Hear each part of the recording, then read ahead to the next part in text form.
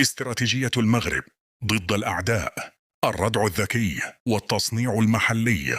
تبنى المغرب في السنوات الأخيرة استراتيجية دفاعية شاملة تجمع بين تحديث الترسانة العسكرية، توطين الصناعة الدفاعية، تنويع الشراكات، ودمج التكنولوجيا الفضائية والسيبرانية.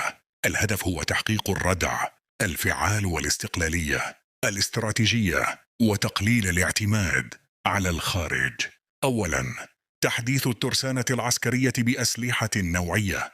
رفع المغرب ميزانية الدفاع لاقتناء وإصلاح المعدات للقوات المسلحة وتعزيز تطوير صناعة الدفاع الوطني.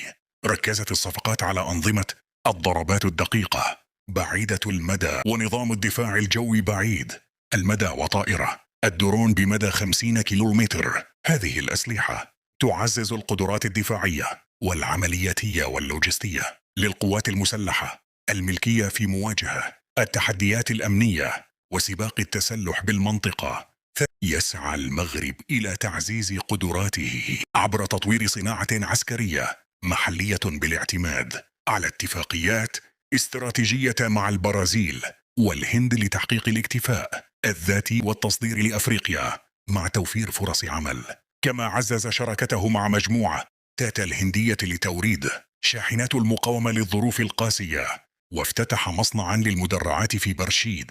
هذه الخطوات جزء من استراتيجية لبناء قاعدة صناعية دفاعية محلية تقلل الاعتماد على الواردات وترسخ مكانة المغرب كمركز إقليمي لتصدير المعدات العسكرية. اتجه المغرب نحو الاستثمار في تكنولوجيا الدفاعات الفضائية لأسباب اقتصادية وعسكرية، ولتكون له قدرات إنترنت هجومية ودفاعية بعد أن أصبح الفضاء الإلكتروني ساحة لجمع المعلومات الاستخباراتية وحماية المرافق الحيوية. حصل المغرب على أقمار صناعية عسكرية متطورة تستخدم للرصد العسكري والمراقبة وجمع المعلومات والتشويش على الرادارات والمسح الجغرافي.